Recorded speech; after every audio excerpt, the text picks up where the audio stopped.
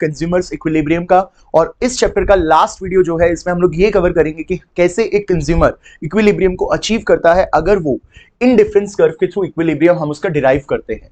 तो indifference curve के through अगर हम लोग कंज्यूमर का इक्विलिब्रियम डिराइव कर रहे हैं तो इसके लिए हमें दो चीजों की जरूरत पड़ेगी, एक होगा इंडिफरेंस कर्व और एक होगी बजट लाइन। और दोनों ही टॉपिक्स हमने इस चैनल पे डिस्कस कर चुके हैं, आप जाके उनके वीडियोस देख सकते हैं तो आपको ये टॉपिक अच्छे से समझ में आएगा। ठीक है, तो लेकिन फिर भी एक बेसिक ओवरव्यू अगर आपको मालूम है तो इनडिफरेंस कर्व जो होता है, ये इनडिफरेंस कर्व आपका इस तरीके का होता है। और इनडिफरेंस कर्व क्या दिखाता है, दो गुड्स से कंज्यूमर को जो सेटिस्फैक्शन मिलेगी, इन सेटिस्फैक्शन को जो इनडिफरेंस कर्व शो करता है। दो गुड्स से मिलने वाली सेटिस्फैक्शन की जो जो कॉम्बिनेशंस हैं, उन कॉम्बिनेशंस को जब आप ग्राफ पे प्लॉट करते हो तो जो कर्व आपको मिलेगा उस कर्व को हम लोग बोलते हैं इनडिफरेंस कर्व। उसके बाद हमने बजट लाइन डिस्कस की है।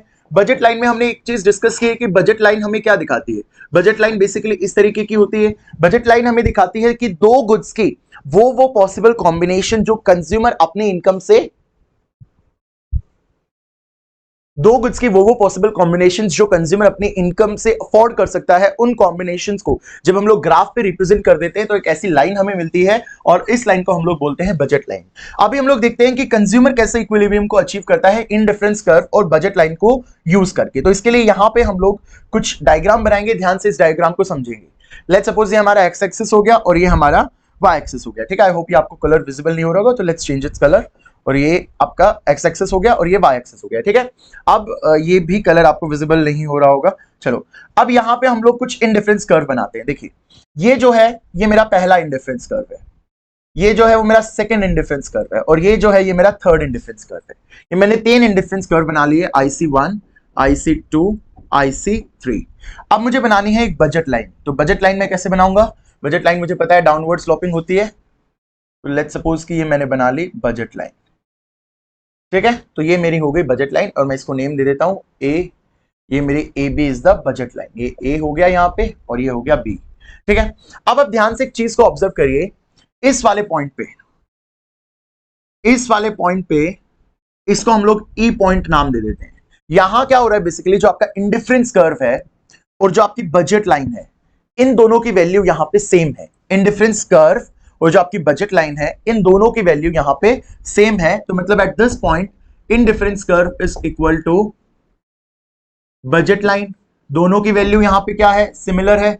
जो भी IC की वैल्यू है वही वैल्यू आपके बजट लाइन की है। और IC हमने अभी भी देखा कि IC हमें क्या दिखा रहा है, IC हमें दिखा रहा है कि दो गुड से मिलने वाली सेटिस्फैक्शन को। बजट लाइन हमें क्या दिखा रहा है, बजट लाइन दिखा रहा है कि जो भी हम लोग इनकम से दो गुड्स को जो अफोर्ड कर पाते हैं, ठीक है, बेसिकली अपनी इनकम से दो गुड्स की अफोर्डेबिलिटी, दो गुड्स की जिन जिन कॉम्बिनेशन को हम लोग अफोर्ड कर पाते हैं, तो उसको हमें बजट लाइन दिखा रहा है। IC जो है वो हमें सेटिस्फैक्शन दिखा रहा है। तो यहां जब इंडिफरेंस कर्व और बजट लाइन दोनों की वैल्यू सेम है तो इसका क्या मतलब हुआ कि जो भी सेटिस्फैक्शन हमें मिल रही है वो सेटिस्फैक्शन किसके इक्वल है, जो भी हम लोग प्राइजेस पे कर रहे हैं उन प्राइजेस के इक्वल है। जो भी सेटिस्फैक्शन हमें मिल रही है वो सेटिस्फैक्शन इक्वल है जो भी हम लोग प्राइजेस पे कर रहे हैं उसके इक्वल है। और जब भी तो हमारे कंज्यूमर को क्या मिलेगी, इक्विलिब्रियम मिलेगी। तो जितना आप प्राइस दे रहे हो, जितना आप किसी भी चीज के लिए पैसा दे रहे हो, आप ये एज्यूम करते हो कि उतना ही लेवल का आपको क्या मिलेगा, सेटिस्फैक्शन मिलेगा। ठीक है, तो जितना हम प्राइस पे करते हैं हम ये एज्यूम करके चलते हैं कि उतना ही सेटिस्फैक्शन हमें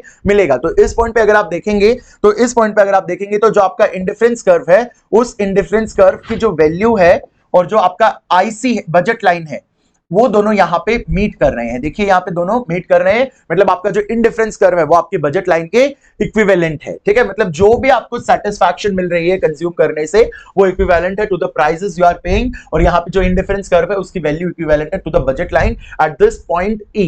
अब यहां इस पॉइंट E पे देखिए, ये कर्व हो गया, मैंने थोड़ा इसको मैग्नीफाई किया है, ये कर्व हो गया और यहां पे आप देखेंगे ये आपकी बजट लाइन हो गई। तो जब एक लाइन और एक कर्व दोनों एक दूसरे को इंटरसेक्ट करते हैं तो हम लोग बोलते हैं कि that is the curve is tangent to budget line. और वो कौन सा कर्व है, इंडिफरेंस कर्व। तो basically indifference curve is tangent to budget line.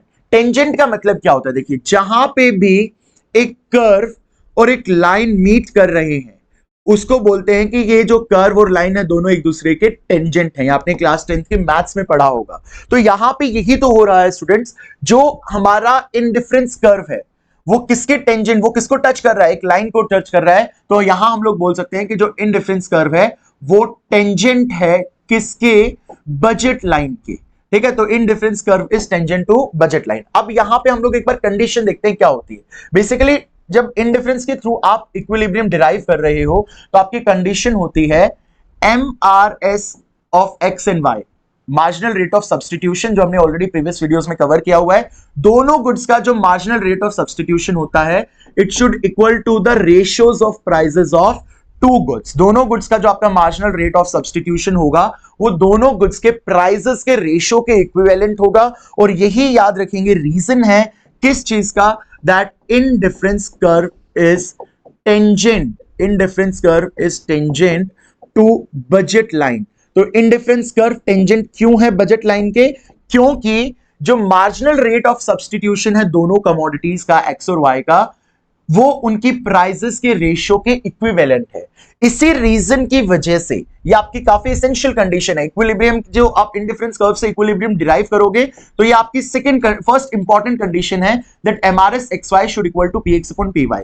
Second condition है दैट MRS शुड फॉल, जो मार्जिनल रेट ऑफ सब्स्टिट्यूशन होता है वो फॉल होना चाहिए। तो ऑब्वियसली MRS फॉल यहां पे हो ही रहा है, क्योंकि MRS फॉल हो रहा है तभी तो जो हमारा इंडिफरेंस कर्व है वो कॉन्वेक्स है। अगर MRS नहीं फॉल हो रहा होता तो ये कॉन्केव हो जाता, लेकिन हमारा इंडिफरेंस कर्व कॉन्वेक्स क्यों है, क्योंकि हमारा marginal rate of substitution fall हो रहा है। तो देखिए ये आपको समझने के लिए ना प्रीवियस वीडियोस को देखना पड़ेगा। आपको MRS मालूम होना चाहिए, इंडिफरेंस कर्व मालूम होना चाहिए, बजट लाइन मालूम होना चाहिए, जब जाके आपको ये टॉपिक समझ में आएगा।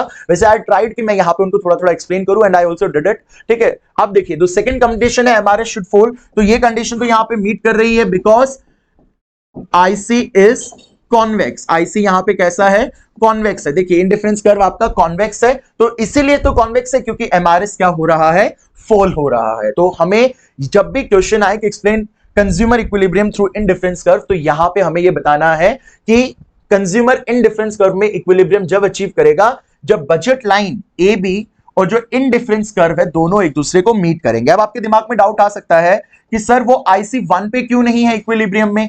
तो IC1 पे स्टूडेंट इसलिए वो इक्विलिब्रियम में नहीं है क्योंकि IC1 से अनडाउटेडली उसको बहुत ज्यादा सेटिस्फैक्शन मिलेगी, बट देखिए इसका बजट तो ये है, तो क्या वो उसको अफोर्ड कर पाएगा, नहीं अफोर्ड कर पाएगा। IC2 में उसको सेटिस्फैक्शन बहुत कम मिलेगी, उसके पास बजट ज्यादा है। तो इसीलिए जब आपका इंडिफरेंस कर्व और बजट लाइन दूसरे को मीट करेंगे वहीं पे कंज्यूमर इक्विलिब्रियम होगा। IC1 इज समथिंग जो वो कंज्यूमर नहीं परचेज कर पाएगा। अब मैं बोल रहा हूं कि मुझे कल को अपनी खुद की पर्सनल बुलेट ट्रेन चलवानी है, तो that is something not possible. Although वो मुझे सेटिस्फैक्शन दे सकती है बट मेरे पास उतने रिसोर्सेज नहीं है। तो अनडाउटेडली IC1 से you will get more satisfaction because we have studied higher the indifference curve, higher the level of satisfaction. But indifference curve 1 में उसका बजट लाइन मीट नहीं होगा, मतलब वो उसको परचेज नहीं कर पाएगा। इसलिए एसेंशियल कंडीशन इज कि जहां पे आपका IC टेंजेंट होगा बजट लाइन के, और IC टेंजेंट कब होगा, जब MRS XY is equal to PX upon PY होगा। और सेकंड कंडीशन होता है कि MRS शुड फॉल, इसीलिए this should be the essential condition for the equilibrium of अ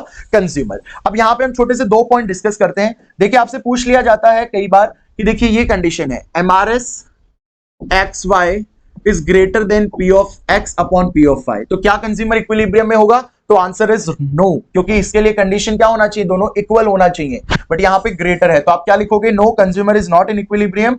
तो फिर कैसे इक्विलिब्रियम करेगा, अचीव करेगा, देखो मतलब he will increase the consumption of X commodity की कंजम्पशन को वो बढ़ा देगा, due to which law of DMU, अभी हमने पिछले वीडियो में कवर किया। लॉ ऑफ DMU क्या होता है, एडिशनल यूटिलिटी आपकी फॉल होती जाएगी। तो जैसे ही वो एक्स की कंजम्पशन को बढ़ा देगा, एक्स से मिलने वाली सेटिस्फैक्शन कम होती जाएगी and MUX will fall till equality is achieve, और MUX फॉल होगी जब तक इक्वालिटी अचीव नहीं होगी। ठीक है, तो याद हम लोग रखेंगे कि इस कंडीशन में क्या करेगा कंज्यूमर। पहली बात तो एमआरएस एक्स वाई बड़ा है पीएक्स अपॉन पीवाई से, तो यहां पे कंज्यूमर क्या कर देगा, एक्स की कंजम्पशन को बढ़ा देगा। जैसे ही वो एक्स की कंजम्पशन को बढ़ा देगा, जिसकी वजह से लॉ ऑफ डीएमयू अप्लाई हो जाएगा, और लॉ ऑफ डीएमयू अप्लाई हो जाएगा तो कंज्यूमर को इक्विलिब्रियम अचीव हो जाएगा। इसी के अपोजिट अगर हम इसको ऐसे पूछ लें कि कई बार मान लो आपको ऐसे दिया हुआ है कि यहां पे MRS X Y is less than PX upon PY, तो क्या कंज्यूमर इक्विलिब्रियम में है, तो आंसर इज अगेन नो। यहां पे भी कंज्यूमर इक्विलिब्रियम में नहीं है, तो कैसे इक्विलिब्रियम अचीव करेगा।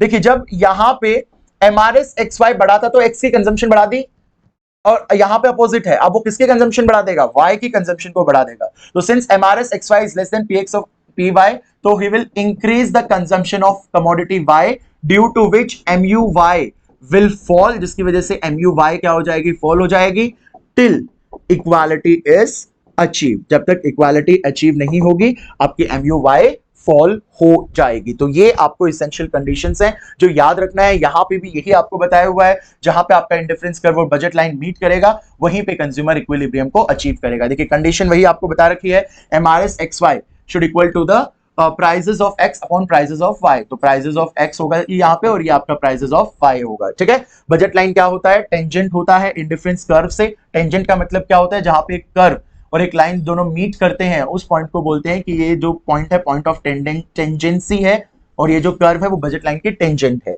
इंडिफरेंस कर्व क्या होता है, डाउनवर्ड स्लोपिंग होता है, ये हमें मालूम है, और इसी की वजह से जो हमारा इंडिफरेंस कर्व है वो कॉन्वेक्स होता है। इसी की वजह से इंडिफरेंस कर्व हमारा कॉन्वेक्स होता है, ठीक है।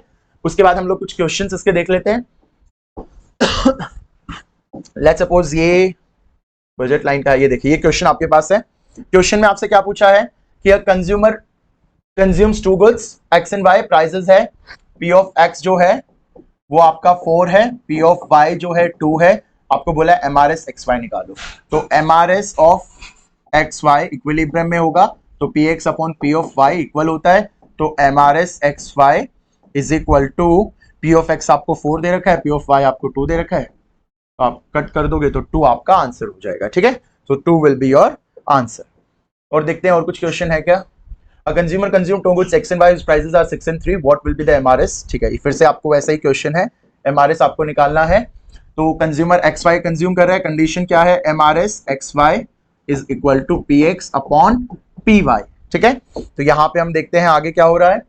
P of X आपको कितना दे रखा है 6, P of Y आपको 3, 3 2 6, तो 2 इज योर आंसर। तो MRS XY is equal to 2, ठीक है। तो आई होप आपको ये वाला टॉपिक भी समझ में आ गया होगा कि कैसे कंज्यूमर इक्विलिब्रियम को अचीव करता है दोनों कमोडिटीज को अगर वो कंज्यूम करेगा तो, ठीक है। तो that's all for this class, thank you. सब चैनल को सब्सक्राइब कर लीजिए, वीडियो को लाइक कर दीजिए और अपने फ्रेंड्स के साथ शेयर कर लीजिए। Thank you.